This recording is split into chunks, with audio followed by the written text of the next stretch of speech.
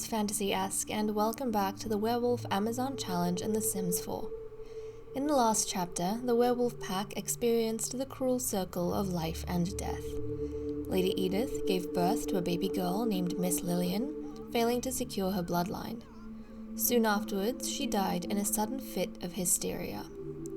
Lady Ada Blade replaced her as the new matchmaker. The pack hosted its third match with defeated males from previous rounds, where Lord Roy emerged as victor and sired the Alpha's second litter. Afterwards, Queen Julia and Lady Catherine rekindled their relationship with some long-awaited romance. Time for us to go ahead and explore what we have in our journal entries. So, Lady Catherine is apparently good friends with Lady Ada, which is nice to see. So Ada is kind of blending in really well in terms of the pack. She was quite nervous about people finding out she didn't know what she was doing, but nobody seems to be picking on her, to be fair. Like, look, she's really good friends with Lady Catherine, and she's friends with Queen Julia. So I don't think she's in too bad a position. And that's probably because we don't have anyone that's taken on like a saboteur role in the pack. You know, Edith, she was mean, so I feel as though she was used to cooking up problems out of nothing. But we don't have any sort of vicious sim around us, so hopefully things will be good. But just to be sure, let's go through and read the entries. Okay, this is going to be Ada's first entry that she's made, which is exciting. Oh, I need to pop this out. Hold on a second, guys. We can just throw it down on the floor. That works, that works. This is frustrating when they like mess up the order of our entries. This is the only thing about the entries, guys, because I swear when I did the last entry, I tried to organize all of them from chapter 1 to 7, but you can't control them being randomly jumbled. Just imagine if we had like a bazillion entries, like by the end of this generation. What if we have 100 entries? How am I supposed to sort through all of them and flip and find the one I'm looking for? So I don't know, guys. We might actually, I don't, you guys might not know this, but you can actually take out individual entries and they manifest as little notes. Look, we can actually, this is so cute. We can put them up on walls. We can put them down on tables. So I might have to look into there being potentially like a memory wall where we put memories up on the wall, or if I don't want to do that because that's also confusing, I might have to make it so that every generation has its own journal, and then maybe we can have a special room where we keep those journals from generation to generation, so we can refer to them if we need, but the entries are kind of broken up into generational categories like that, because I don't know how we're going to be able to navigate having all these entries across one journal, across generations. That's going to be a little bit wild. But okay, let's go ahead and read her entry, which is here, I think. Ada Blade, Chapter 7. The pack's third match went off without a hitch, except for the part where I transformed in my nervousness and ran away. We had a victor, and the Alpha conceived. I hope no one noticed how out of depth I was. Queen Julia certainly didn't allude to anything. I think we've become friends now, but I wonder if she flirts with all her friends. Lady Catherine seems like the type to misunderstand, and I don't want to step on her toes. So this is an embarrassing memory for her. Obviously, she was in charge of something and she ran away from it, but you know, at the end of the day, it's not as though Catherine and Queen Julia are gonna go snooping around and deliberately make her feel uncomfortable over that fact. I mean, whatever the purpose was for the match was met. We succeeded in having the Alpha conceive, so that whole event is done and dusted. Nobody really needs to get into the nitty-gritty of how it went down. So Ada, you know, she's feeling pretty good. And you know what? I think that partially might have been the reason why she's feeling so comfortable around Queen Julia and Lady Catherine, because they didn't make a fuss about it. And she probably feels a bit more welcome So there is that. Let's pop this back in inventory. Let's go ahead and check out the entry made by Queen Julia. Let's see, Julia. Let's see. What do you have for us? Nothing is in order, obviously. Julia Curse, Chapter 7. It feels like so much has happened since the last time I wrote. I'm one wife short, but my marriage with the one remaining seems to have improved. I feel more and more certain that Lady Catherine is not meant for this castle. But we're too entangled now. I can't send her away. I asked her how she's doing earlier. She saw me talking to Lady Ada and didn't take it too well. She said she's okay. That's a sad memory. So, Julia, even though, her relationship with Catherine has seemingly improved, she feels like Catherine is just not made emotionally for pack life. She is sensitive over every little thing. She gets pedantic over every little thing. She gets upset at the queen over and over again, even though they've patched up. And that's, you don't really want members of your pack questioning you all the time, and you don't want members of your pack, confronting you all the time. It undermines you as an alpha. Julia entertains it because Catherine was, a love interest, and now Catherine is a wife, and she's trying to please her wife, but at the same time, she's finding it problematic. She can see as clear as day and night that Catherine really doesn't belong here, but also, I don't think the alpha has the level of maturity needed to become independent again, or to rip herself away from Catherine.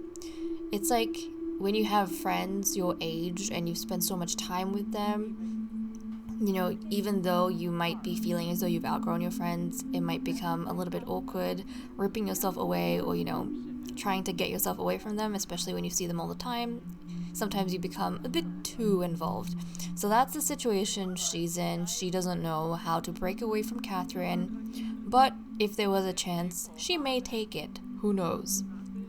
And some of you guys were saying that it's sad Edith died, but you're kind of getting sick of her. You don't like the way Edith's character was. I'm not sure if that's because she was a troublemaker sim, like she was a mean sim. It could be that. But with Catherine, I'm not gonna lie, I liked Edith a lot better than Catherine. Catherine is very beautiful in my opinion, but I'm actually pretty sick of her jealousy and her clinginess. I find it irritating. So I don't find it fun how she keeps going off at the queen every single time. Okay, Catherine, we get it. But this is the way the pack runs. You kind of have to accept it. Maybe if she was expressing herself every once in a while, then it would add some intrigue to her character, but she's mad at the queen all the time, and she's tense and angry all the time, and I don't know, I think it's a little bit silly, in my opinion. But there we go. That's the conclusion the queen has come to. And Catherine, what's going on with her? Let's take a look at her entry. So, I think this was not it. Over here. Catherine Tales, Chapter 7. I wonder what kind of person Lady Ada is. We've managed to become friends, and I like her well enough, but the Alpha keeps talking to her. I don't think she'd accept Queen Julia's advances, would she? I can't tell. We did some cloud gazing in the day.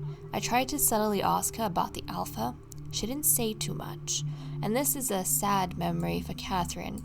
So like I said, guys, she is a little bit paranoid when it comes to people giving the queen attention. And wait, hold on. I'm noticing something, a mistake I made here.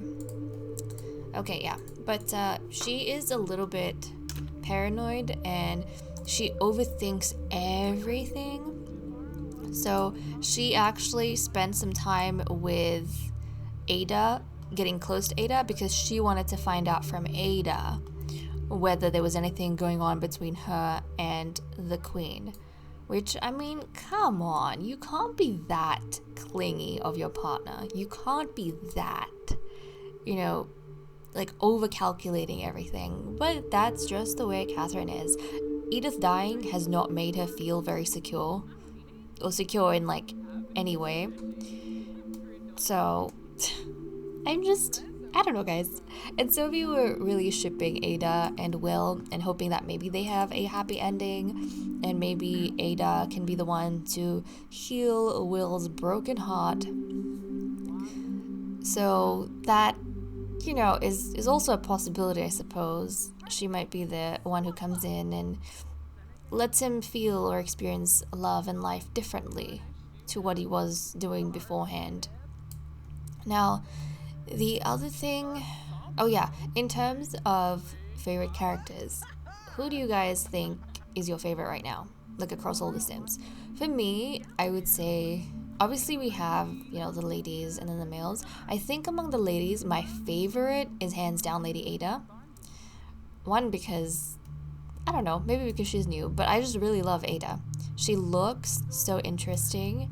She has an intriguing backstory and personality where she comes from a military family and she's out of her depth, which I like for this role, but you know, she's trying to copy whatever Edith did before and she's trying to fit in. Who knows if she will, but I feel like she's doing a pretty good job now.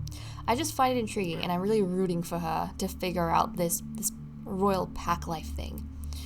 And I hope she does good things and great things while she's with us. So I really love Ada. I like Catherine the least, we know that. As for Queen Julia, some of us have also been comparing Queen Julia with Queen Eden from Generation 6 of Vampire Amazon, because Eden had quite a bit of, you know, romantic entanglements, and the people she was getting entangled with, the ladies, they weren't necessarily the best of characters. Either they were manipulative or they were weak-minded, willed, or actually, she was the weak-minded one. They were controlling her, right, through various means. And she didn't really have a brain of her own to think through things. So we have been comparing the two, and at least in my mind, I was hoping that Julia would do something to differentiate herself from Eden, because it definitely felt like in the beginning that she was becoming quite like Eden. And I was getting worried that, you know, the ghost of Eden's story is going to be following us in this save file and in this playthrough. But guys, I'm starting to notice a difference between Eden and Julia, and I wanted to share that with you all.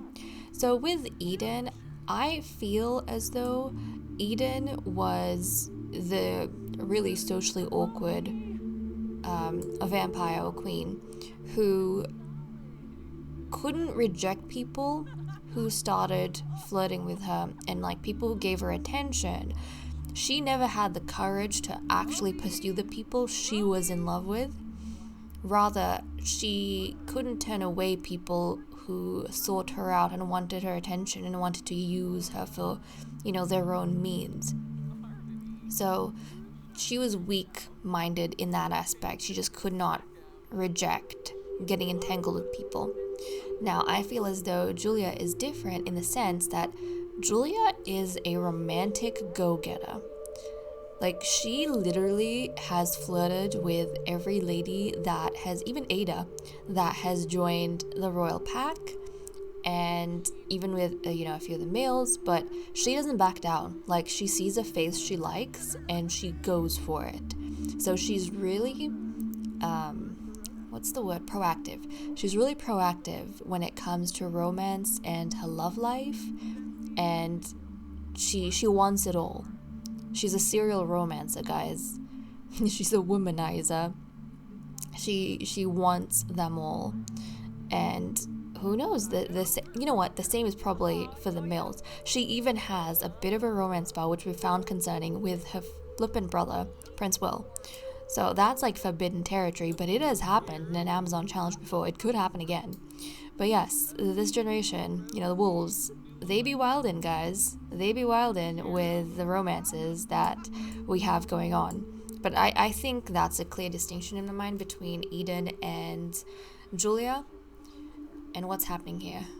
Hunger failure? Why do you have hunger failure? That is not hunger failure. Do you guys see this? unless it's because she just ate something.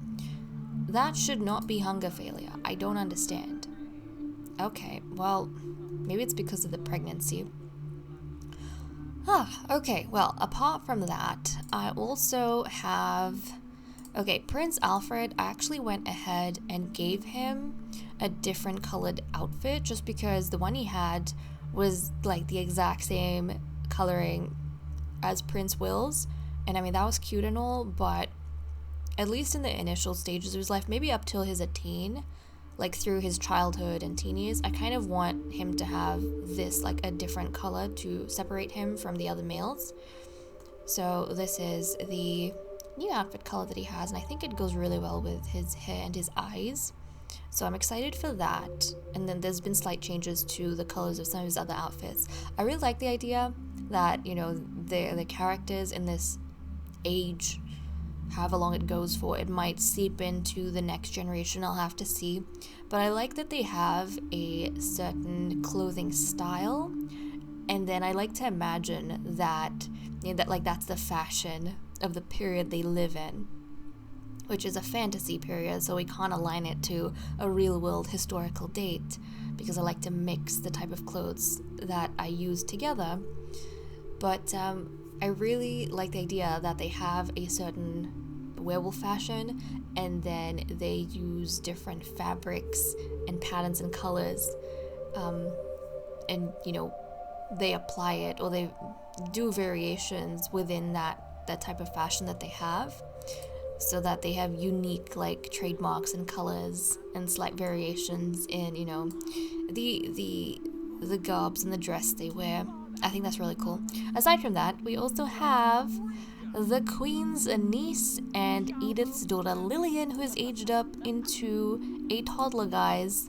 Look at how cute she is.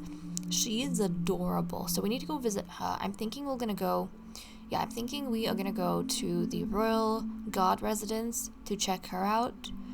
And I think I've already talked about this beforehand, but we just have to accept that the werewolf puppies, they start off a little bit darker when they're young, and then they lighten up with age. And it's not because I changed their skin tone. I don't. They have the same exact skin tone they're born with. But the overlay that I use, the skin overlay I use for toddlers, are quite a bit darker than the skin overlay for the teenagers and up. So, unfortunately, their skin tone changes dramatically. I suppose slightly. It's not that much of a difference, but you will notice them lighten up a few shades as they get older. I don't know if the child overlay is as dark as the toddler one. We'll find out when Alfred ages up. But definitely for the toddlers, they are quite a bit darker. So they will lighten up a little bit as they get older, because their skin overlay is going to change. But I'm excited to see Lillian Times. She's really cute. She is Will's daughter, and she is Edith's daughter. Unfortunately, she's not carrying on the Times bloodline, but you know, that's okay. Now, unfortunately, this means we don't have any ancient bloodlines aside from the curse line. So what I like to do with my Amazon challenges is the last names that we start off with alongside the queen, they become the ancient bloodlines, and then any other bloodlines that come in are like new blood. So unfortunately, here's the other thing though. Should we, let me know what you think about this, guys. Should we include any of the bloodlines that come in during the first generation as the ancient bloodlines? Maybe we should. So from the next generation, any new blood that comes in will be considered new blood. But maybe any new last names that come in during Julia's reign, because Julia is the first alpha that we are following, maybe they should all be considered ancient bloodlines. I think that's pretty fair. I think that should be fair. Maybe I'm leaning towards that now that I'm thinking about it a bit more. So that way, the tails line, if there's a, like, that would be considered an ancient bloodline as well. So would the blade line. Right now, 2 of the ancient bloodlines have died. I feel like that's fair. You know why? Because we don't have a bazillion rules. We only have like 3 bloodlines we're following. So if the ladies, you know, start dying off, I feel like it should be good if we consider the anyone who comes in during this generation as an ancient bloodline. That's fair because they served alongside the very first alpha that we are following. So, okay, I am going to get these guys sorted, and then we will catch up at the Royal Guard residence because I want to check out the Queen's niece.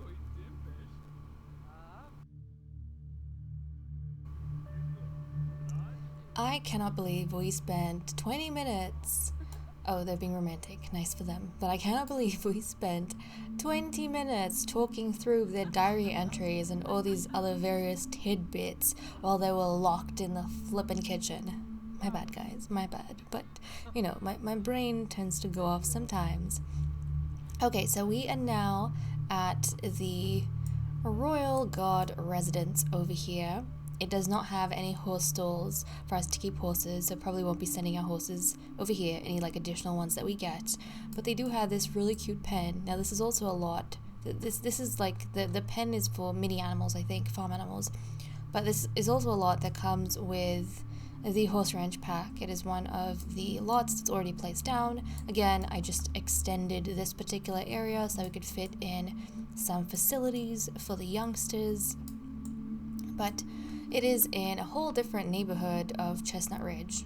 A whole different neighborhood, but we have kind of like the main town, I suppose you could say. I like this though.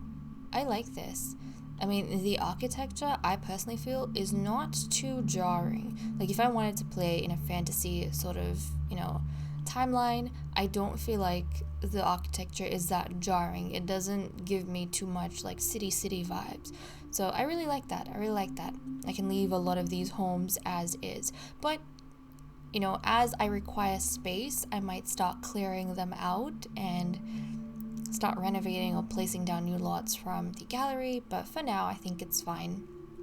This lot was empty, which is why I just made it the Royal Guard residence. Can we go down though? No? Have we not? Oh, my bad then. Jeez, knock on the door. Can we knock on the door? Because we want to go inside. I want to go inside so we can show everyone the extended portion, and then also we want to take a look at the Queen's niece. So let's see. Okay, there we go. So originally, the home only comes like this portion. I think that's how big it is. I basically extended it so that we have this additional space for all of the kids. Very similar to what we have going on for the Royal Den. So, you know, it's basic necessities, but I think this is a good space for the females to be trained up by the mercenary members of the Royal Guard. Now, can we take a look at the Queen's niece? Because she is so precious. Look at this, guys. Look at this. This is Miss Lillian Times. Yes, she's of the Times family, or the Times line.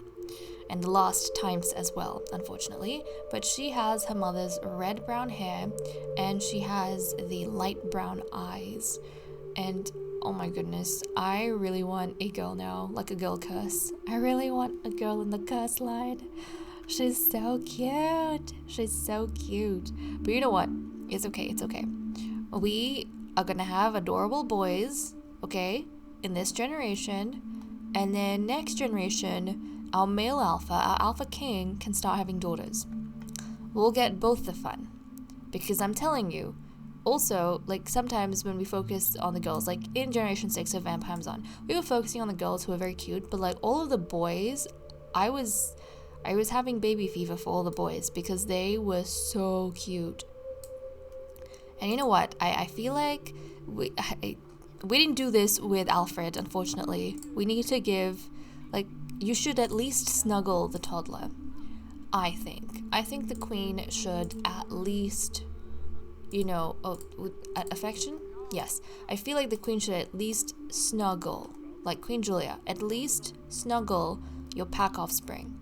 Like, look at how adorable she looks.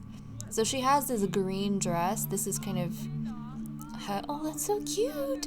This is kind of her dress color that I would like her to have through childhood and teenhood, at least. And then we might change things up when she becomes a young adult, an adult.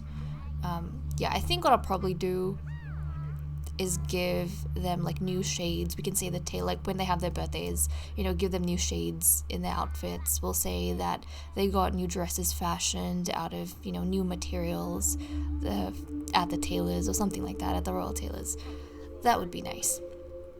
But for her younger days, that is kind of the green color that she's gonna have. Okay, good. We can spend some time with the youngster. It would be nice if we actually had who is it? The son? But I don't know if he's gonna come. It is very early. Alfred, we could invite him. He might not come though, because he's probably sleeping. I think 5 a.m. is a bit too early for him. It would have been nice if he could have showed up though, so we can give him a snuggle too, because I feel like he's sleeping. Ugh, the baby's sleeping. Of course he is. And I also wanted to see him in his really cute color. But that's fine. That is fine. While we are here, oh, are you talking to her about your day? That is sweet. I don't feel like she's socialized enough with Alfred. But then again, it does make sense with the whole idea that Alfred, you know, was the first baby of the pack, and Queen Julia really didn't know what to do with herself.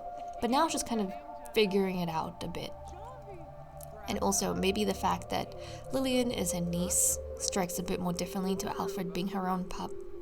Because she did not even think about the whole mongrel thing when it came to Lillian. But she was thinking about that when it came to Alfred. So I feel like she was a little bit more detached to her own firstborn. Anyways, these ladies have some whims, which we should probably get going with. Now, Ada here. Ada. She wants to have first kiss with Lady Catherine, guys. First kiss with Lady Catherine. I was literally thinking, Ada, you're gonna do great things when you're here. I really hope you do great things, Ada. I hope you fit in, Ada. I really do. I like Ada. And then Ada goes ahead and decides to get involved with the sim I dislike the most. Really, Ada? Really? I mean, it does make sense. She's closest to Catherine, and maybe Catherine's the only one she feels comfortable enough exploring that with. I don't know her thought process behind this. You guys maybe can help me explain. But she is probably noticing that Catherine is very edgy and touchy-feely, and she probably became friends with her because she wanted to clear the misunderstanding about her and the alpha.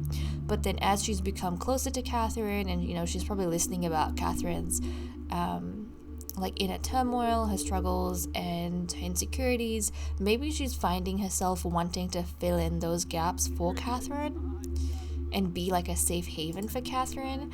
I don't know. But you know, she has a hard time with these kind of things. She does have a hard time. But she's gonna try and make a flirtatious joke.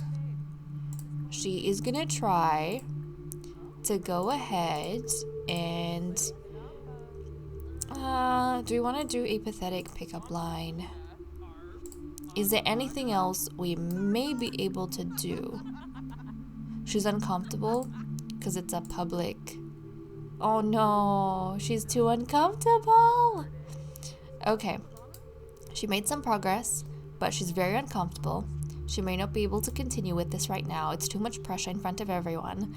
And with even Queen Julia, because everyone understands that, well, there's pretty much free love going on with the werewolves, nobody is going to be, I think, overly jealous, unless you're Catherine, of other romances. But the rule is that Julia is the only one who has the right to marry any of her romances.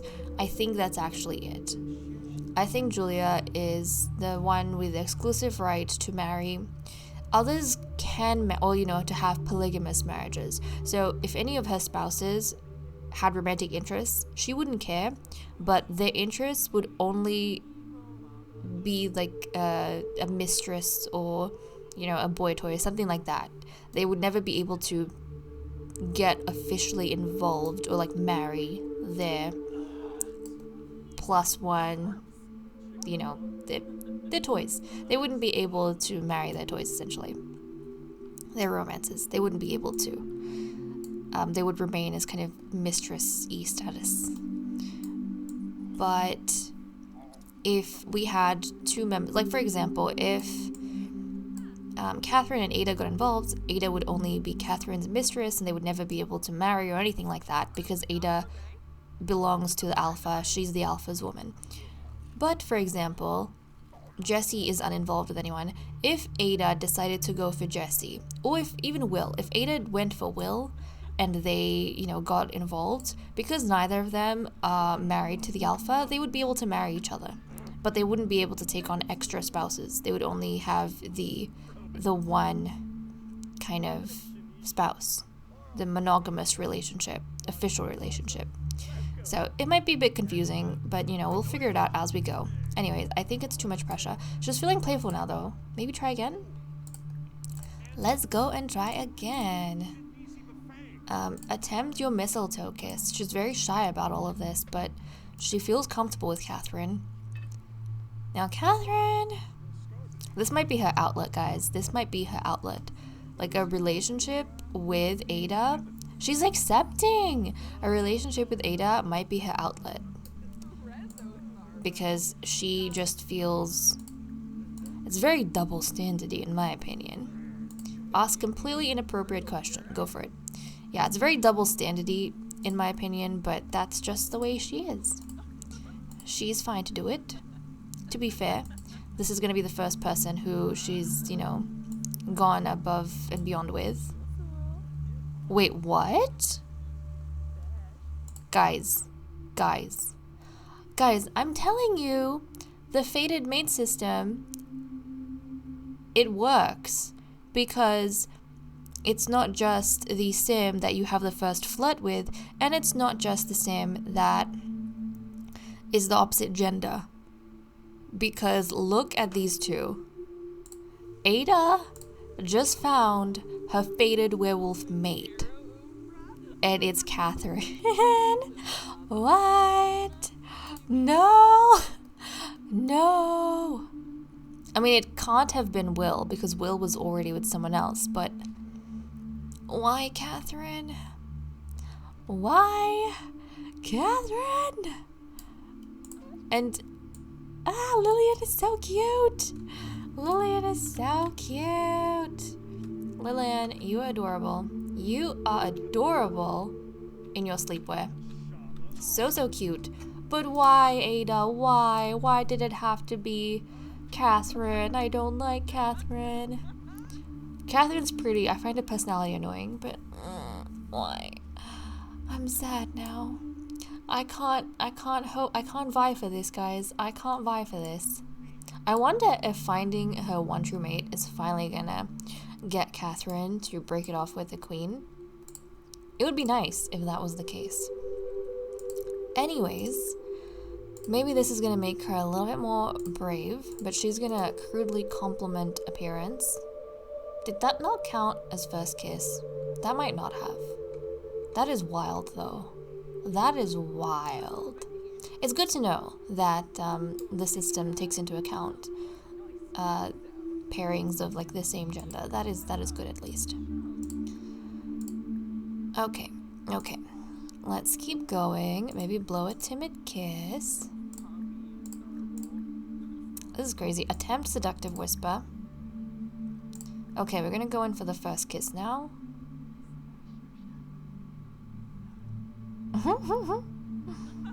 I still like Ada, but I don't like the people she's involved with.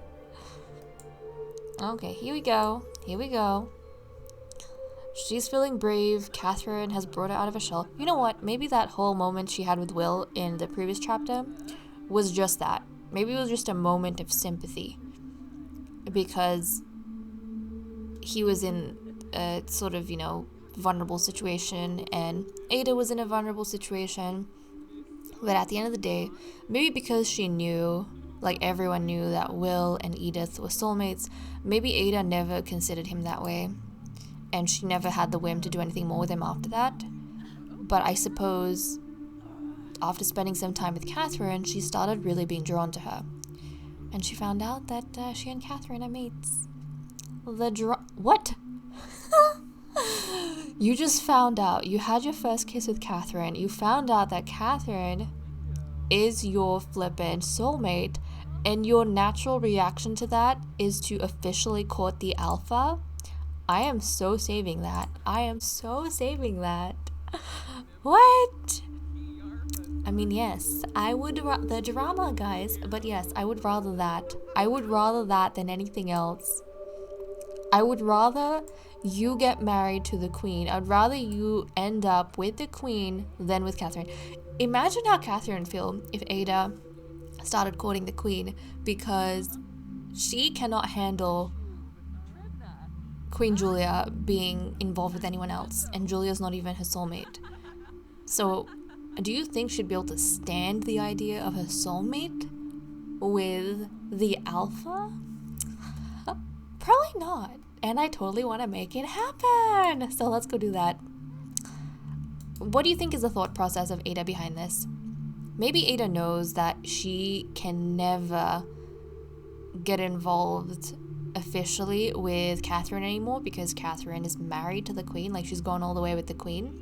So maybe for her, the next best way to stay close to Catherine is to become like a co-wife, to become married or, you know, involved with the queen as well, with the alpha as well. Maybe that's what's going through. Oh my goodness, child, what is happening with you? Maybe that's what she's thinking. So, well, whatever it is, it could be that. It could also be, as with some of the other, like with Edith, it was because of status. It could be because Ada has been forced by her family into this role for, you know, familial prestige, and she doesn't really have a choice in a lot of things. And maybe she's getting messages, like notes from her father sent to her, like letters from her father asking her if she's made any progress.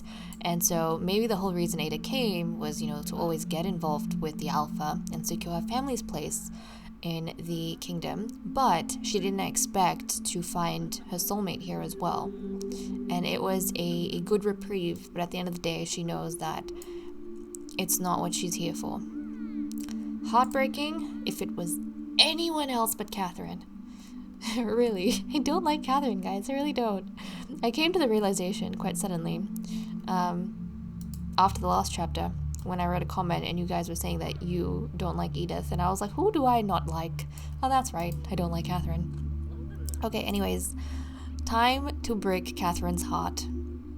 So, let's go ahead and we are going to start doing a whole bunch of things with the... How would the queen take it if we just, like, confessed our attraction to her? How would she take it? They are really good friends. But, I don't know. This doesn't always go down too well. Obviously, the queen's gonna take it. Obviously, she's gonna be flattered. She's gonna be like, yes. The queen's embarrassed about something, though. Did she find that embarrassing? Maybe she did. Okay, let's try and reluctantly embrace it. I can imagine Ada. I love her character. I can imagine her doing this very awkwardly and trying to, like, figure out the mechanics of it. It's so cute. The fact that she's not entirely sure what she's doing, and the queen's probably very embarrassed for her because she's noticing how out of her element she seems, and she probably looks like she's forcing it just a little bit, but the queen doesn't care. Queen Julia is having fun. Okay, let's not here. Let's do an unflirty kiss. Yeah, this is probably like horrible at this. But it's, again, gonna intrigue Queen Julia because, hey, it's another toy for her to play with. But yeah, as soon as she came in, they were talking to each other. So they wanted to become friends with I think Ada wanted to befriend Julia. And normally I try to just do a whole bunch of interactions to get them to be friends, but then I thought to myself, why don't I let the Sims talk it out at their own pace and see what happens autonomously? So what I did was I just kept lining up one interaction, and then I'd let time go by and see if, like, what they talk about, or if, you know, they do anything with each other, or let them basically get their friendship bar up autonomously. And then if they went away, then I would line up one more interaction just so they can start talking to each other again. And when they were talking, they were joking around a lot, and the alpha, she actually took Ada's hands, like she held her hands and she kissed her hands. And so that's what spurred the diary entry for Ada, where she was saying, does the queen flirt with, like, does the alpha flirt with all of her friends? That's why that line was there, because the queen was, you know, kissing her hands. And Catherine saw them talking and she got really jealous and suspicious. Okay, hold on. You are not done yet. You guys are not done yet. Let's reluctantly hold hands. Go and spend some time with the queen. Some more. You guys have a steamy exchange going on. You know what this reminds me of? This whole scenario, guys? There was a Chinese drama I watched, which was really, really good. I think it was called Renaissance. You should check it out. It was really, really good. But essentially, the emperor and his wife were completely in love, but then I don't want to spoil the story, but the emperor and his wife were in love. Anyways, it turns out the younger brother was in love with the emperor's wife, and at some point, like later down the line, the younger brother moves on and he's in love with some other new girl, and the new girl is also in love with him, which is, you know, a nice change from being in an unrequited relationship. And just as he's about to ask the girl to marry him, out of nowhere, she suddenly gets married to the older brother, the emperor, and he's so heartbroken. This feels like that situation. It feels like that situation. And don't worry, guys, even with what I said, I haven't ruined anything. There are layers in that show. You will unravel those layers if you ever watch. So I'm not ruining anything, but yeah, this feels like that situation. Like, Ada gets involved with Catherine, and for once, Catherine is in a wholesome relationship, or, you know, romance with someone, and then the person that she's pinned her hopes on, her soulmate, ends up getting married to a competition. Or in this case, you know, her wife. The drama. Okay, how are we any closer to... Let's go for kiss hands, maybe. Okay, she's feeling flirty. That's good. She's feeling flirty. Maybe it's a werewolf thing to be that romantically inclined. And oh my goodness, she's on the floor. Child, you have like beds and stuff you can go to. Why is she passed down on the floor? Oh, why is she on the floor? That makes me kind of sad. Okay, oh jeez. Ada's getting slapped. Ada's getting slapped by Catherine. Oh, she's very tense now. She's very tense and embarrassed. Okay, she's moving too fast. Yes. Not meant to be. Oh, from flirting with someone other than your fated mate. Something feels indescribably wrong about all this. Can Lady Ada defy fate? Yeah, well, Catherine, now she's got two people to be pissed off at. If she doesn't die from being enraged, at this point, it is going to be like a blessing for her. You know, now I'm thinking, guys, do you think we will, in this playthrough, experience all the deaths by emotion? Maybe. Okay, Queen's going to the restroom. The Alpha's going to the restroom. Catherine, you know, Catherine might actually just kill herself from anger. She might just die from anger, because now she's got like two people that she's going to be taking turns being angry at. She's going to feel betrayed and jealous of everyone. She's very angry. If she ever becomes enraged, that is definitely going to be problematic. Okay, let's see. Are we any closer? Where can we officially court? Anxiously confess attraction. Didn't we do that? Maybe ask an appropriate question. Ask the queen a completely inappropriate question. I know you are tense right now, but let's go for it. We're doing this because we have to, not because we want to. I think Ada's doing this because she has to. Yep, her relationship with Catherine has taken a huge hit, and it probably breaks her heart, but you know, family and stuff. We have expectations to meet. Let's do a pathetic pickup line. Oh, I think we're onto something. Come on, where the heck do we, how do we get involved? Feed a bite, that's cute. How do we get more involved with her? We can woohoo with her, why can't we officially court her? Like, come on. We can woohoo in the shower, but we can't officially court? Well, guys, we all know what I'm gonna have to do. We all know what I'm gonna have to do. I'm just gonna have to go ahead and, like, make that link on my own. Okay, unconvincingly tease like a flirt. Oh, that's funny. That is funny. Okay, we will unconvincingly tease her like a flirt. Unconvincingly. Let's go find her and do it. Is the little baby sleeping? Well, okay, yes, the little baby is in her bed. That's good, that's good. Okay, wake up, Queen Julia. Wake up, Queen Julia. While Catherine is just a little distracted.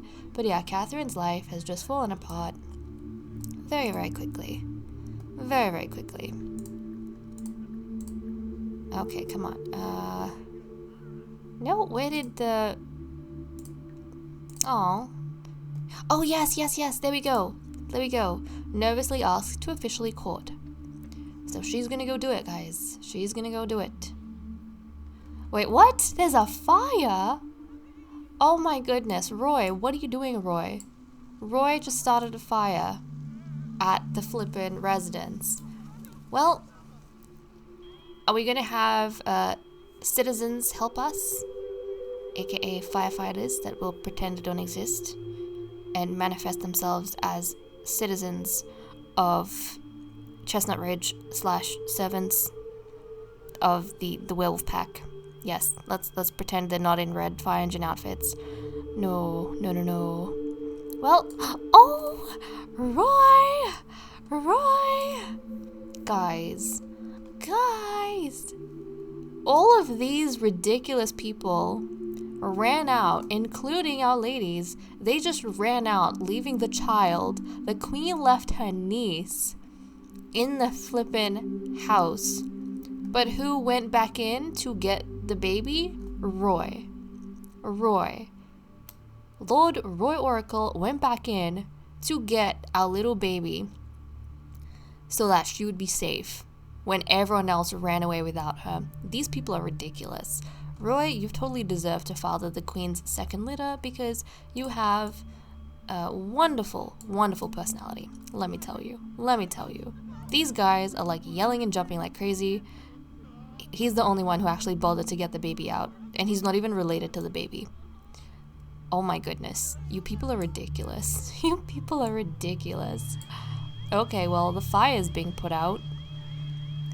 Do you guys think that was maybe an ominous sign, just as Ada was trying to officially court the queen? Who thinks that was an ominous sign? I'm gonna have to come back in, I think, later and replace these, because how are they gonna be able to feed themselves? I don't know how they're gonna feed themselves. I'm gonna have to figure it out. Okay, can we go back to the... Darn it! Okay, now I have to, like, work this up again. Let's try and do a pose. Darn it. Well, I suppose it would be a turn-off if the house was on fire. That would get you a little bit distracted and out of the mood. No, keep trying. Let's do an unflirty kiss. Go for it. We don't care who sees. I don't care if Catherine's watching. I really don't care if Catherine's watching. Okay, come on. The queen's, I think, really tired. Don't give up just yet. Okay, I've got an amorous exchange. Okay, there we go. Let's ask to officially court. And obviously the alpha's gonna say yes. Obviously the alpha's gonna say yes. Okay, so she's happy, alpha's happy. She wants to become friends with Lord Jesse and flirt with Queen Julia. Of course she does, but why don't we take them back to the castle now? Because I think these guys, they need to rest up. Also, we do have the queen having her baby when? She's having her baby at 9 a.m. on Tuesday. So we might be able to actually catch up then. We do have a few things we could do before that time. We might spend some time with Twilight, and then we can like end off this chapter with the queen having her second litter. I think that might be nice. But I feel like we've hung out here quite enough. I think we need to go back to the royal grounds.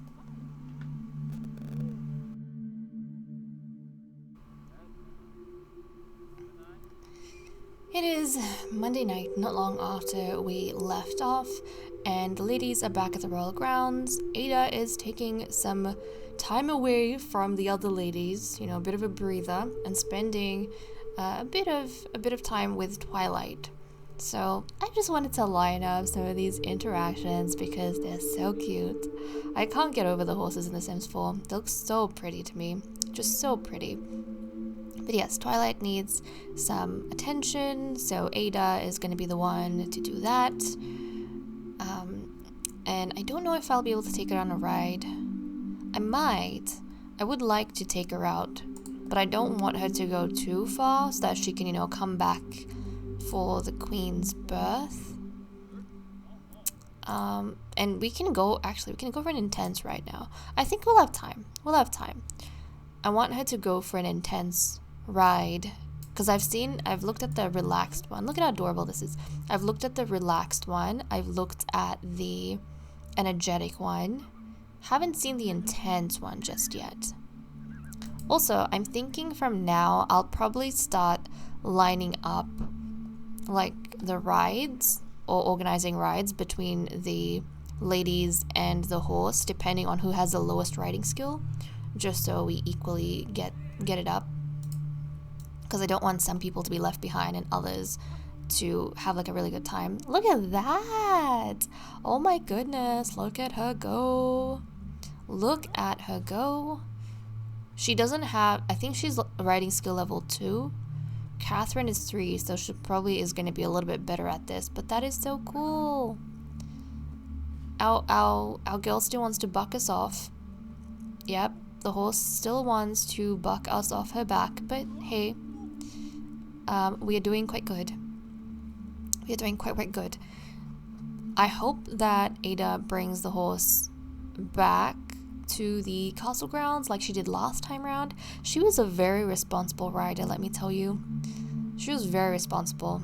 I don't feel like the others are nearly as much. They just take the horse out and then leave her wherever they are. And then she gets lost, or she has to, you know, take her time wandering back home. I really like that Ada leaves her exactly where she found her. It's okay. She's probably going to have a sore bottom from all this. But you know what? This is probably liberating for her. This is probably liberating for Ada, because this is the kind of... She might have gotten rusty recently, but this is the kind of life that she grew up with. Riding horses, you know, doing combat training, sword fighting, archery. That is the type of life I imagine she grew up with in a military family. Very different to how life is at the castle grounds. So this is probably the most free she has felt in a long time. And look at that, she brought Twilight right back home. So proud of you. Okay, we'll dismount her. And I wonder if we can change up her outfit. Nope. Dismount. Come on, let's get down. Oh, we got bucked off. Okay, I get it. Okay, she's changed. Nice. I think we'll jump back in once the queen is in labor, or once the alpha is in labor. And we'll see whether she's going to have a little girl added to the curse line, or if Alfred is going to have some competition with a brother in tow.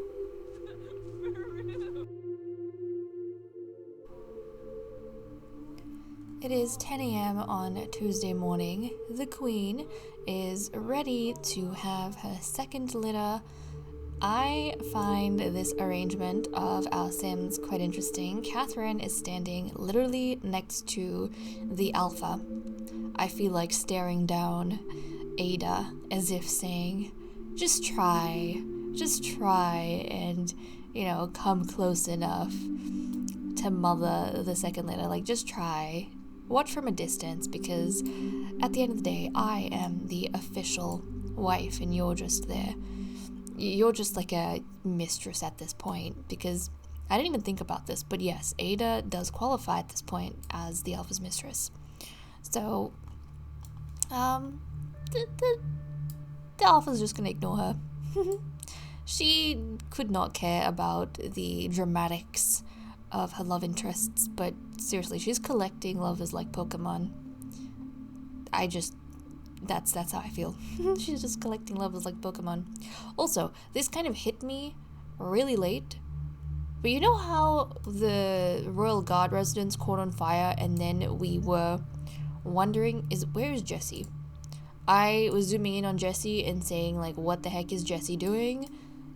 I didn't realize why I was so irritated at him until afterwards. He's literally the uncle of Lillian. Like, Lillian is his niece, and Lillian is Queen Julia's niece. And what did the two of them do? They both left her in the flippin' fire, and they ran for their own lives. Roy was the one who actually went there to pick her up and bring her out of the house, which is so terrible. But, Roy, you're not gonna come upstairs? The alpha is literally having your offspring. You're not even gonna come? I mean, that's fine.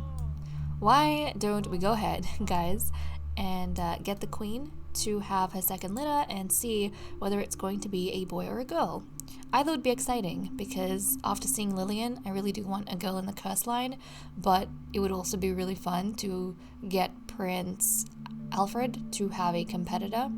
Actually, you know what? We do need sons. We do need sons, because that's the only way we'll get all the fun stuff with, the archery competitions going and the social statuses. So let's get the queen to have this baby and see what it's going to be. Let's have a look, Queenie. And if it's multiples, that would just be even better, in my opinion.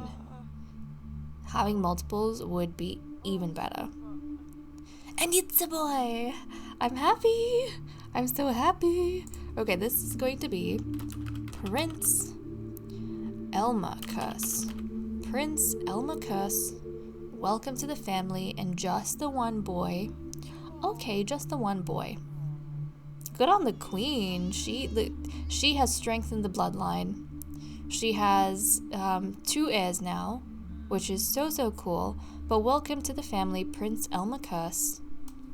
Oh, I'm excited. I'm so excited. So excited for the 2 young boys to move into the castle and start having, like, the archery contests and stuff.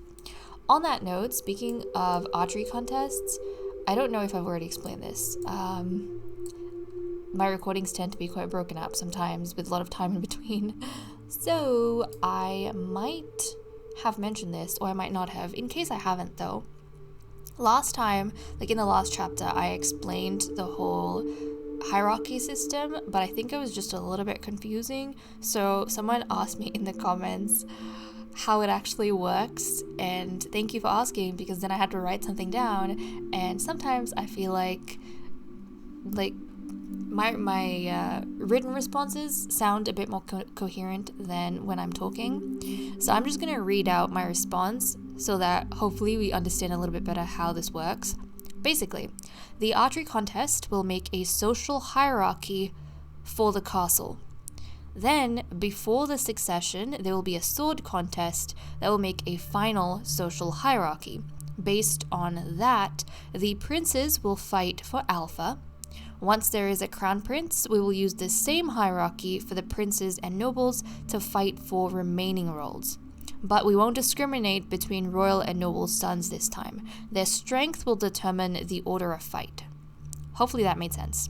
So we'll do a sword fight before the succession to determine the hierarchy of the competition, and then for the alpha, we'll basically just pick out the royal males from that list to fight for crown prince, and then once that's sorted, we'll use that exact list, but this time we won't discriminate between nobles and princes, and we'll fight for the other roles. So okay guys, I think that was good. I am actually going to turn on autonomy so these guys can go about doing their things. I like to have it turned off when our sim is about to give birth so that the pack members don't go running out of, the birth chamber. So that's good. That is good. I wonder if any of the males are going to come up to welcome the newest member in. This would be important for Will especially because his second nephew is going to be joining him. That's actually really cool. The fact that all of the royals that will go to the, that are going to be raised, all the royals that are going to be raised by Will, they're going to be his nephews. I didn't even think about that. And, you're so cute, Alfred. You have a brother now. You have a little brother, Alfred. You have a little brother. Look at how nice he looks in blue. Looks really good in blue. I don't know why he's so sad. Why are you so sad? So with the new baby is going to have, what is it? Where's his father? I think the new baby is going to have light green eyes, if I'm not mistaken. Yeah, the new baby is going to have, I suppose, a similar hair color actually to Lillian. He's going to have a similar hair color to Lillian, and he's going to have light green eyes. That's cute. Doesn't Alfred have green eyes? Yeah, he's going to have light green eyes. I'm pretty sure Alfred has green eyes. So we've actually got 3 different shades of green with the new eye genetics. We have green, light green, and dark green. So, yeah, oh, that's cute. We have green-eyed princes. That makes me happy. That actually makes me very happy. Okay. Well, baby is crying. Hopefully someone tends to the baby, and everyone has just about left. They're pretty much done with the crying prince. Well, that was nice of you. That was really nice of you. Ada. Well, now she's kind of gotten a full rundown on everything. But again, it's going to make her just as nervous as it's going to make her excited for the pack, because it means we have another impending match. And this time around, Ada is going to be preparing a match for Lady Catherine, the Kennel Master. So this is going to be a difficult one for her because, again, expectations. She did run away from the other match when it was, the Alpha's turn. And that was really embarrassing. She's still embarrassed by that. So now she has to, go through the whole ordeal again. This time around, she also doesn't have a systematic way to just choose 2 males who have already fought in a previous battle. She has to find potentially, new blood. So that's freaking her out a little bit. And then knowing that Catherine is her soulmate, her fated mate, and having to see 2 males fight for her and her, eventually coupling up with one of them, I think that's going to be a little bit difficult for her. But okay guys, with that said and done, I'm going to leave off. Thank you so much for watching. I hope you guys enjoyed, and I'll see you all next time. Bye-bye.